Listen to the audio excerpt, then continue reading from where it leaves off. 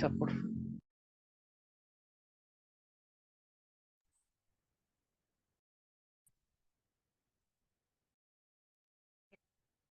Buenas noches, jóvenes, ¿cómo están? Buenas noches, doctora. Buenas noches, doctora. Buenas noches, doctora. Cámaras encendidas, por favor. Quienes están echados no deben estar así, tienen que estar en posición académica, tomando apuntes. Vamos, vamos, jóvenes.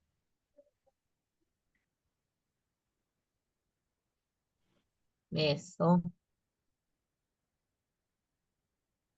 ¿Están estudiando día y noche?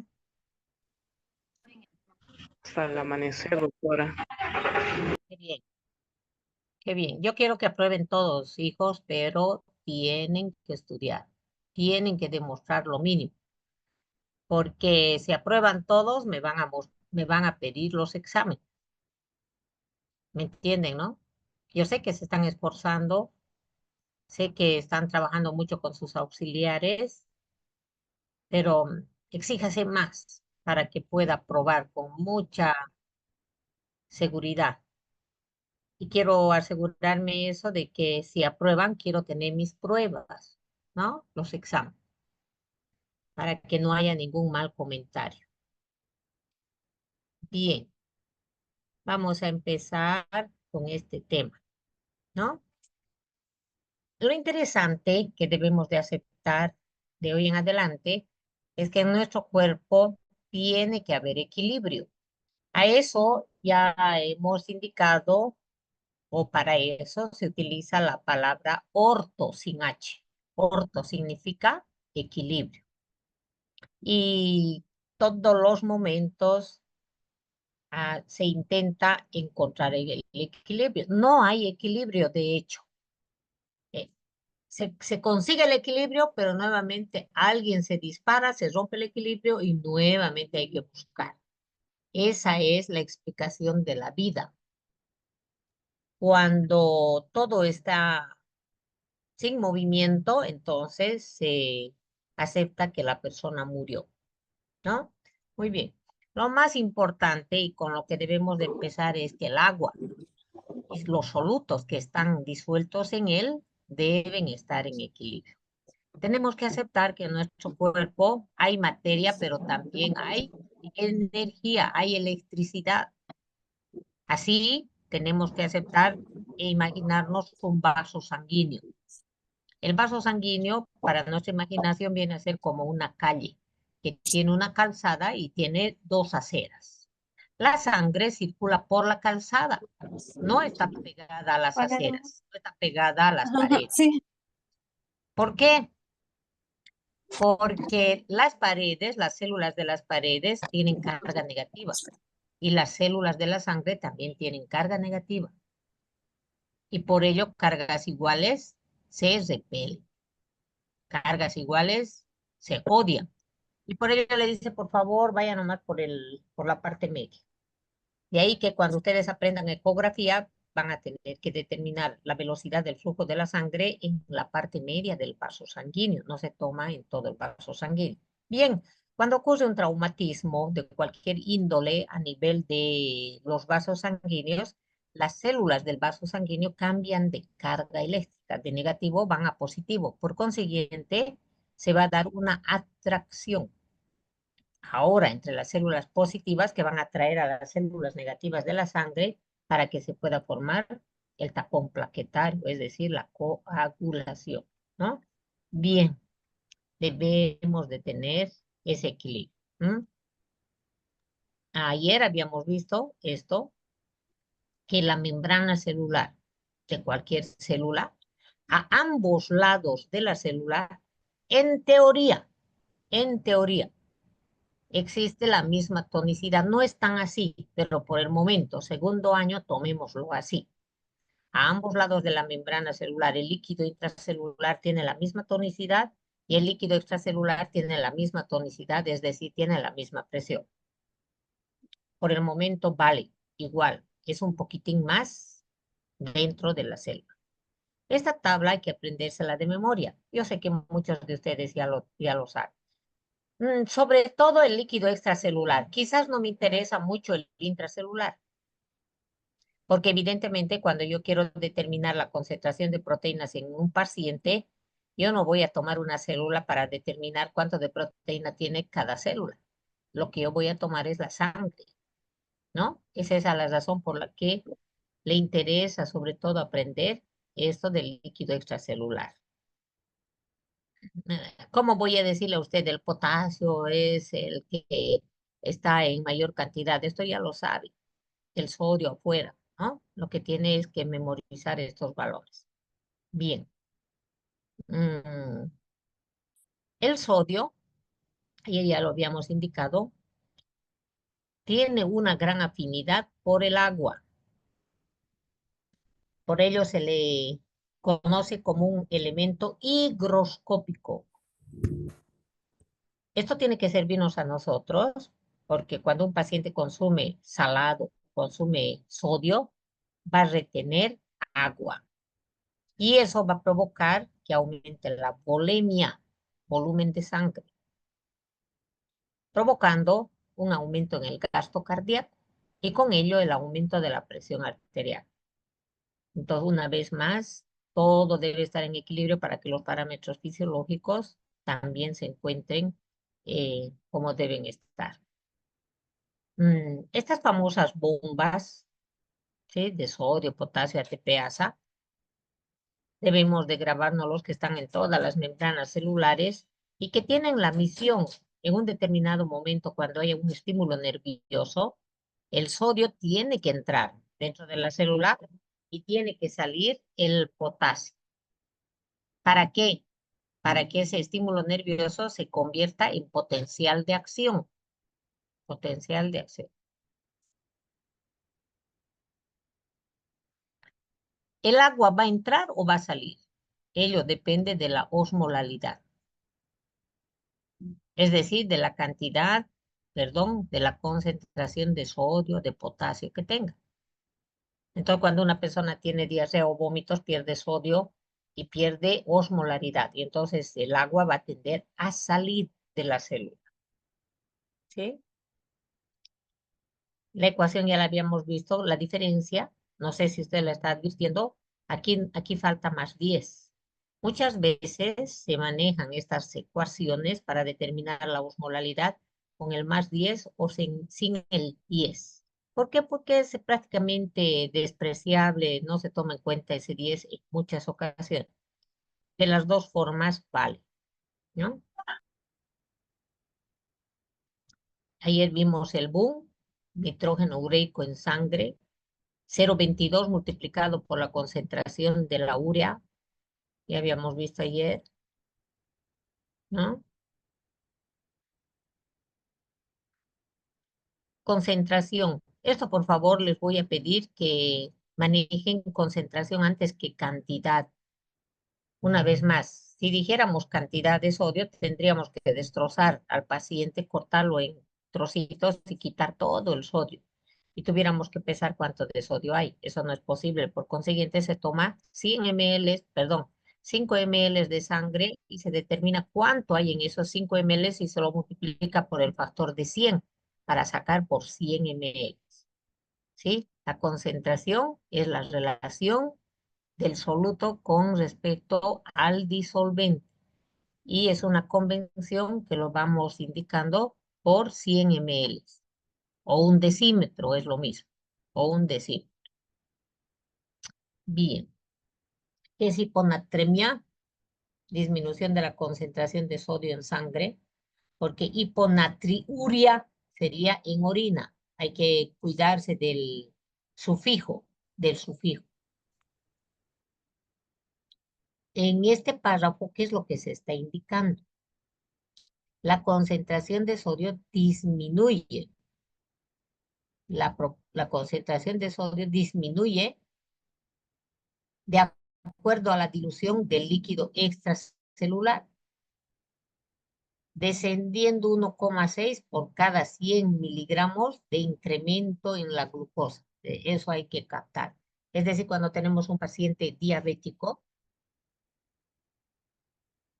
por cada 100 miligramos de glucosa, lo normal vamos a quedar 100 para hacer más rápido el cálculo. Lo normal 100. Si tuviera 200 el diabético, entonces a la concentración de sodio hay que disminuirle 1,6.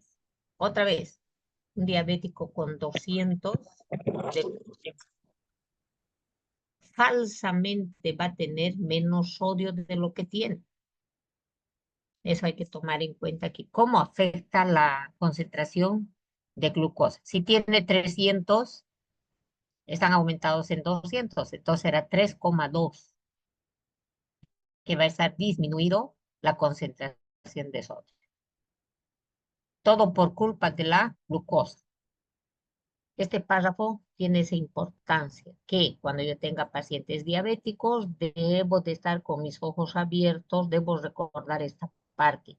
El valor de sodio que me diga el laboratorio no va a ser el verdadero. Aquí tenemos una información muy interesante, la urea. ¿Qué es la urea? Todo el mundo ya debe saber. Compuesto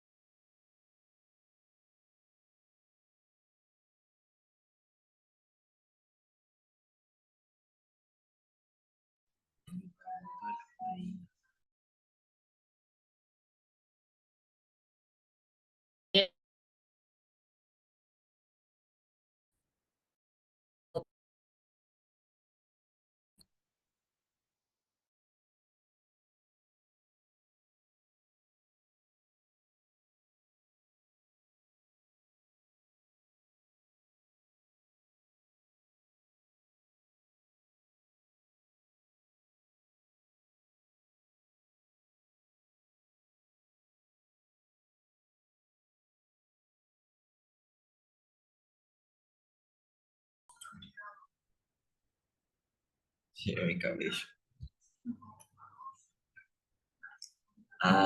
No llegaría a ser la descomposición de las proteínas, ¿no? La urea. No. Bueno,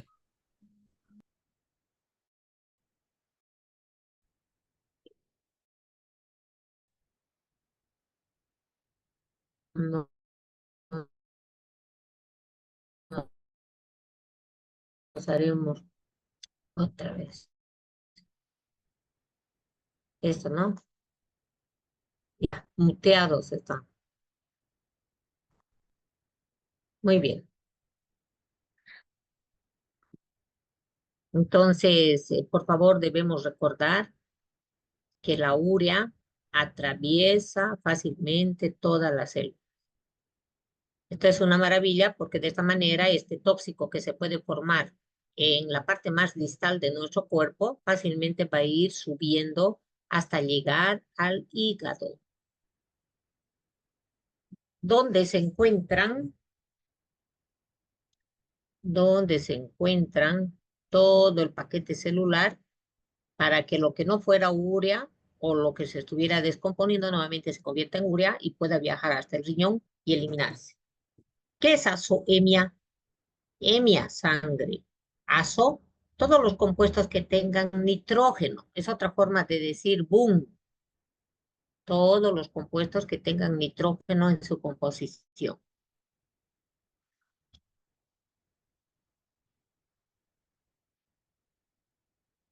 Bien. Debemos recordar que la osmolalidad puede deberse a errores en la determinación del sodio. ¿Esto qué significa? Que debo ser cuidadoso durante el examen físico, durante la anamnesis de mi paciente. Recuerden, la primera clase habíamos dicho que para pedir exámenes complementarios ya se debe de tener un diagnóstico clínico, no al revés. De otras universidades, primero piden laboratorio y luego suman, resta y dicen el diagnóstico clínico. Esto es al revés. La clínica es la madre del diagnóstico, ¿no? Por ello,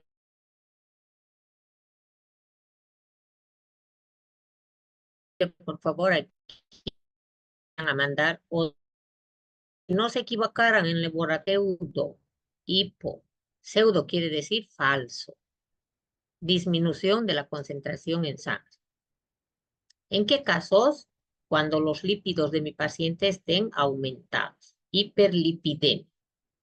O cuando haya un aumento de proteínas. Fíjense qué importante. O sea, no solamente es leer sodio elevado, pero es que tengo que ver cómo están los lípidos de mi paciente, cómo están sus proteínas. Puede ser un error. Como en anatomía, hiato, acuérdense, quiere decir agujero, un vacío.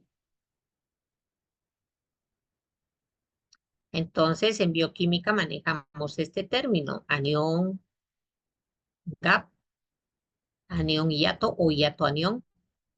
Entonces, ¿qué es este? Un agujero, una diferencia entre la suma de la concentración de los aniones menos la suma de todos los cationes. Se determina en suero.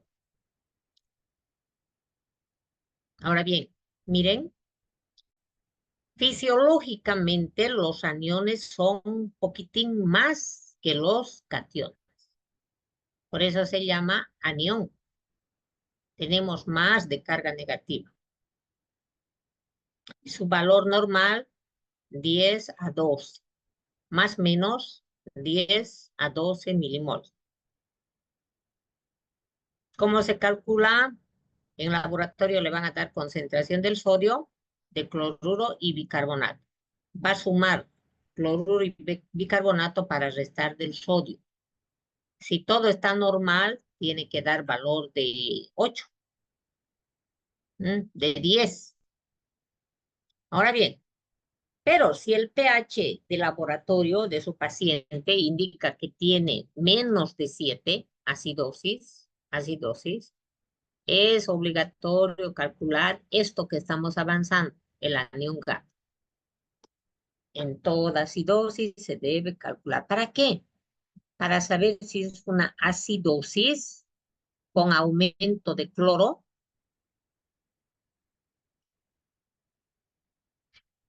o es una acidosis metabólica. ¿Cuáles son estas acidosis metabólicas? Cetoacidosis. Ya les han debido indicar sus auxiliares cuáles son los cuerpos cetónicos de nuestro cuerpo humano que provocan cetoacidosis. La acetona, acetoacetato y beta hidroxibutirato. ¿No? Parecen muy malos, pero no lo son. Son moléculas y yo les llamo así, son leñas a medio quemar, no son leña verde. ¿Cuál quema más rápidamente? ¿La leña verde o la leña ya medio combustión? La segunda, ¿verdad? Entonces la cetoacidosis, o quiero decir, los cuerpos cetónicos en nuestro cuerpo son leña a medio quemar. Necesitamos para el trabajo muscular, por ejemplo, del corazón. Echamos manos de estos cuerpos cetónicos. Evidentemente, cuando aumenta más de lo que debe ser fisiológicamente, se va a modificar el pH de la persona, quiero decir, de su sangre. Ahora bien, puede haber otra acidosis láctica, aumenta el ácido láctico, cuando falta oxígeno, cuando la persona tiene hipoxia, cuando tiene hipoxemia, la persona está tan mal, está en terapia intensiva, tiene tanta dificultad respiratoria, se determina pH. Si te da acidosis, tienes que saber si es hiperclorémica o es metabólica. También esta acidosis metabólica se ve en personas con insuficiencia renal crónica, los diabéticos descompensados. Resumen, ¿El anión GAP para qué sirve? Pregunta de examen. Para determinar la causa de la acidosis metabólica. Si es mayor a 30, miren, siempre va a ser cetoacidosis.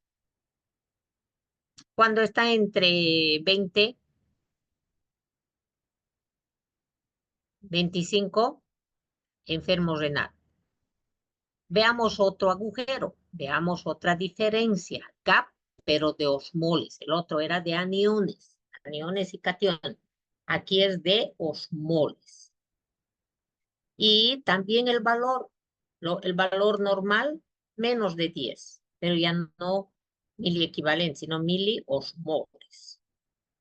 Entonces, cuando hay un agujero, cuando hay un vacío osmolar, puede deberse a que la sangre tiene sustancias, tiene tóxicos osmóticamente muy activos. Entonces, esto se ve, por ejemplo, miren, cuando está aumentado el hiato, cuando la persona, el paciente se intoxicó con esto que están viendo acá. Alcoholes, metformina, fenformina, isoniazida o la famosa aspirina. Miren, aquí dice alcoholes. Los alcoholes puede ser, aquí me faltó, está aquí bien. Metanol con un carbono, etanol 2 carbonos, isopropanol 3 carbonos, etilenglicol 2 carbonos, pero 2 hidroxilos, esa es la diferencia, los anteriores solamente tienen 1, y el manitol, que tiene 5 carbonos,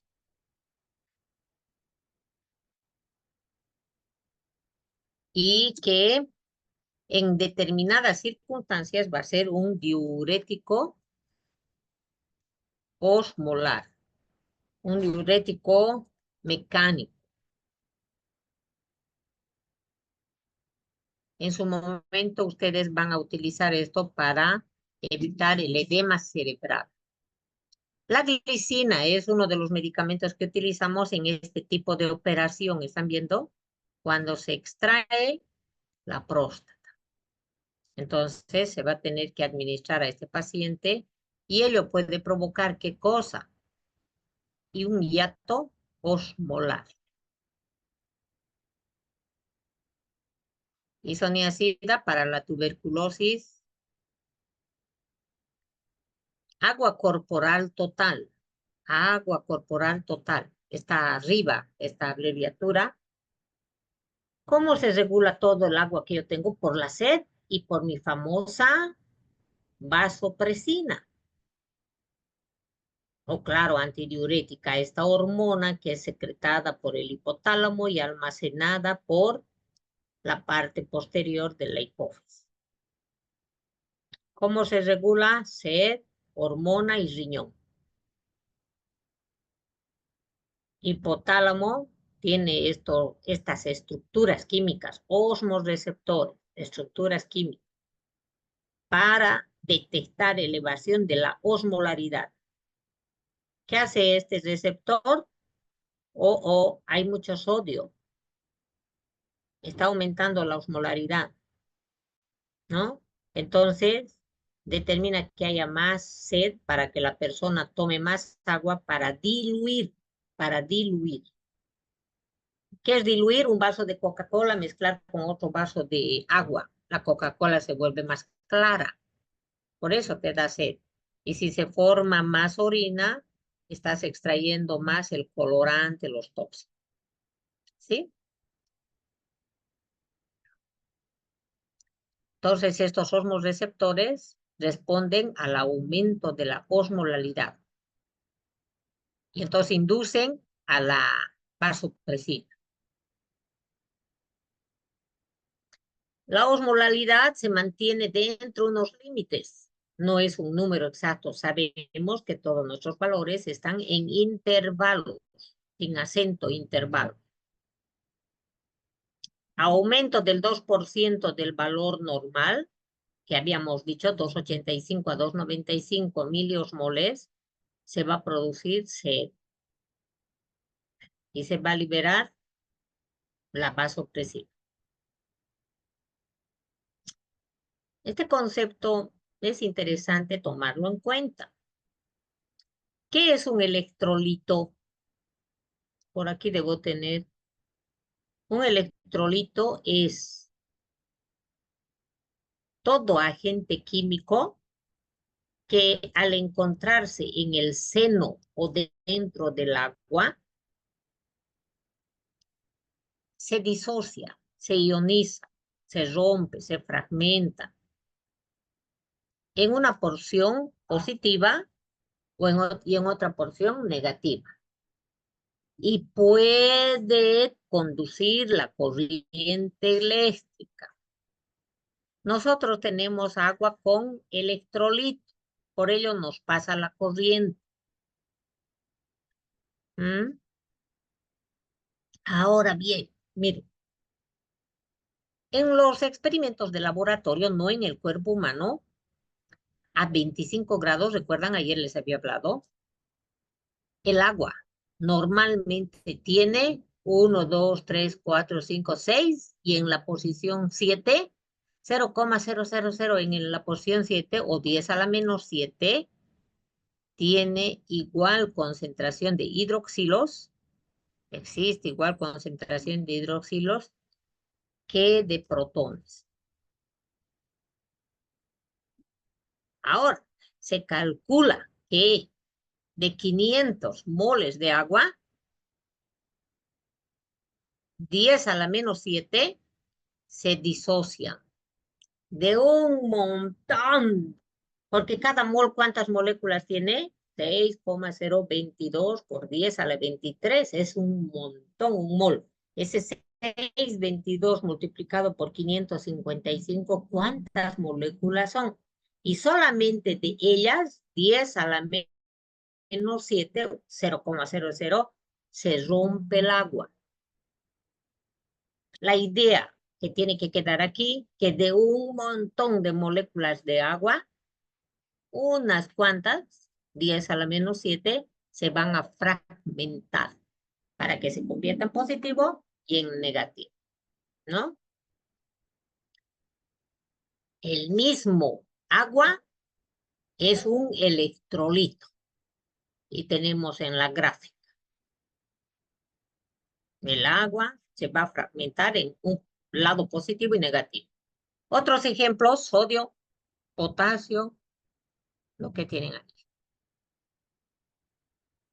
Bien. Esta es la representación de una molécula de agua. En algún momento, primero, que en esta molécula de agua los electrones están en maratón y negativo. Y al otro lado quedan solo los protones. Esto que determina que la molécula de agua sea polar. Y todo esto debido a la electronegatividad, que es una propiedad que tienen los átomos para atraer a los electrones. Entonces, el oxígeno es un elemento muy electronegativo que va a atraer a los electrones cargándose negativamente y el otro extremo positivo. Bueno, y en medicina, ¿para qué me sirve esta propiedad? Es que esta molécula de agua, la porción positiva, va a atraer a la negativa de otra molécula de agua y así sucesivamente. Eso se llama puentes de hidrógeno. ¿Qué son los puentes de hidrógeno? Las uniones de las moléculas de agua, un lado positivo de una de ellas con el lado negativo de otra molécula de agua. Y esto es fundamental que lo entendamos porque gracias al hidrógeno tenemos lagunas, tenemos bancos, mares de agua. Porque si no se formaran estos enlaces, si las moléculas no se agarraran de las manos, todas las moléculas de agua se irían para arriba y no tendríamos dónde bañarnos. Lo mismo de nuestro cuerpo humano, se saldrían las moléculas a través de nuestros poros. y se están por salir y entonces una le agarra a la otra para que no suceda lo que estamos comentando. Bien, no solamente los puentes de hidrógeno se dan en moléculas de agua, sino con otros átomos electronegativos también. Para nuestro cuerpo humano es fundamental el nitrógeno. El nitrógeno. Bien. En este esquema me está indicando que los puentes de hidrógeno se van a dar. Hidrógeno con oxígeno, con nitrógeno, pero aquí puede ser un grupo funcional diferente. Habíamos visto la primera clase que tenemos grupos funcionales, alcoholes, aldehídos, ésteres, ácidos. Estas están representando a esos diferentes grupos funcionales. Varias sustancias orgánicas pueden formar puente de hidrógeno. No sé si recuerdan el DNA. El DNA está formado por 2 cadenas de nucleótidos que están enrolladas las 2 cadenas y están aplastadas como un resorte. ¿Por qué ese resorte no se suelta? ¿Por qué no se extiende? Por los puentes de hidrógeno. Cada vuelta del DNA está enlazado o está unido por los puentes de hidrógeno. Gracias a estos puentes de hidrógeno, podemos tener o mantener una determinada concentración de agua en nuestro cuerpo. Gases en sangre. Esto es la famosa gasometría. Entonces, en la palabra, jóvenes, está la respuesta. Gasometría. ¿Qué es metro? Medir. ¿Qué cosa? Los gases. ¿Cuándo se pide esto?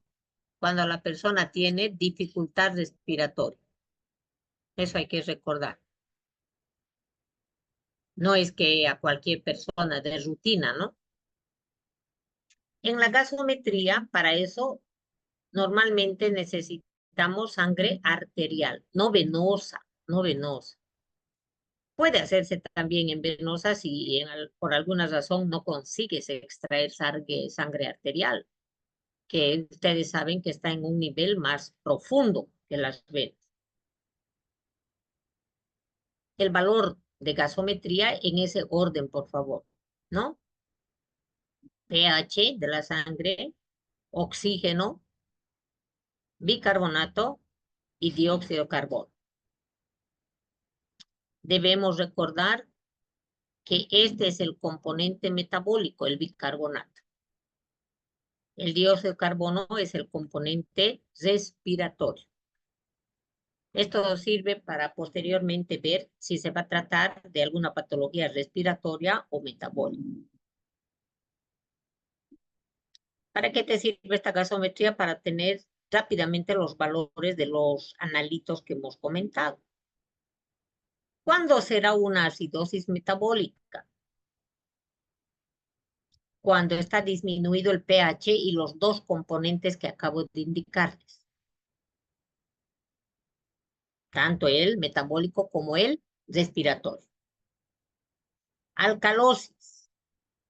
Está acidosis metabólica, ¿no? Es mucho mejor aprender así. Así. ¿Qué es acidosis metabólica? Todo disminuido. Los 3 valores disminuidos. pH, dióxido de carbono y bicarbonato. Así más fácilmente uno memoriza. ¿Y qué es acidosis respiratoria? Acidosis, solo el pH está disminuido y los otros 2 están elevados.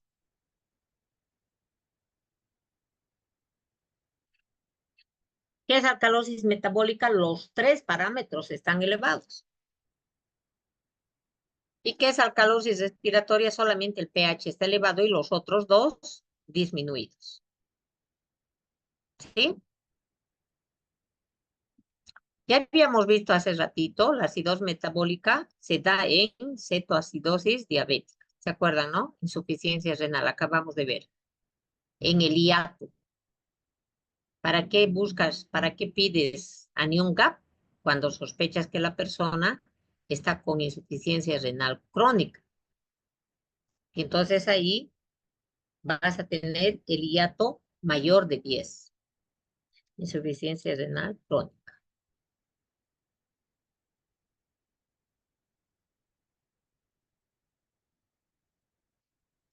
Ácido, o digo, alcalosis metabólica, vómitos. Alcalosis respiratoria, ansiedad. Otra vez, la gasometría no es suficiente para un diagnóstico.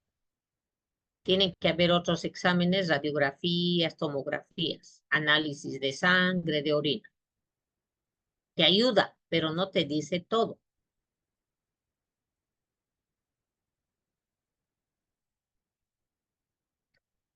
Bien, entonces, de esta manera tú puedes saber si es un proceso donde está aumentado o disminuido el componente respiratorio.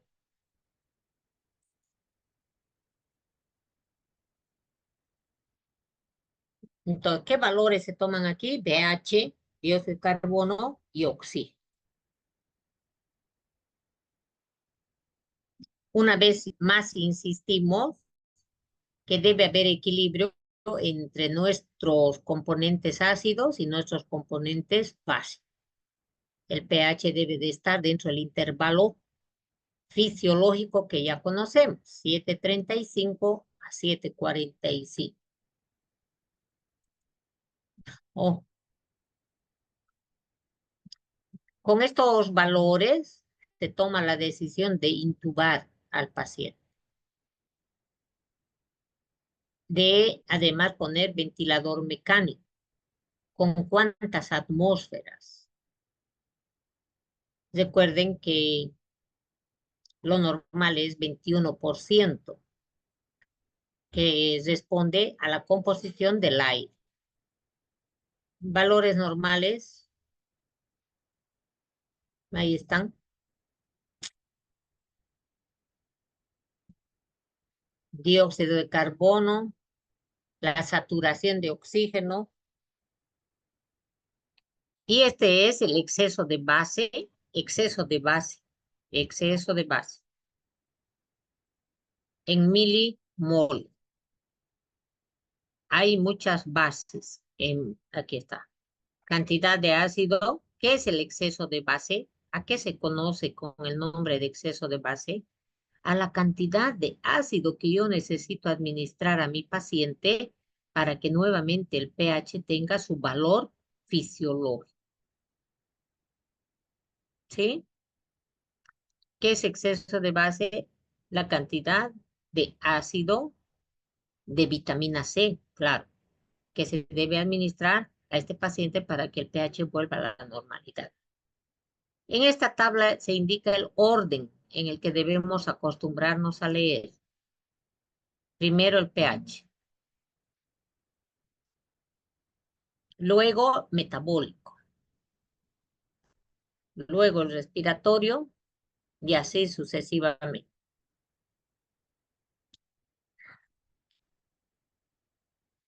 No siempre se puede tomar muestras, ¿no? Personas que tengan una fístula arteriovenosa, hay que ver qué es esta fístula, por favor. Es un artefacto que se coloca, que se administra a estas personas en esta unión para que de ahí podamos extraer más fácilmente la sangre. ¿Quiénes usan esta fístula? Los que dializan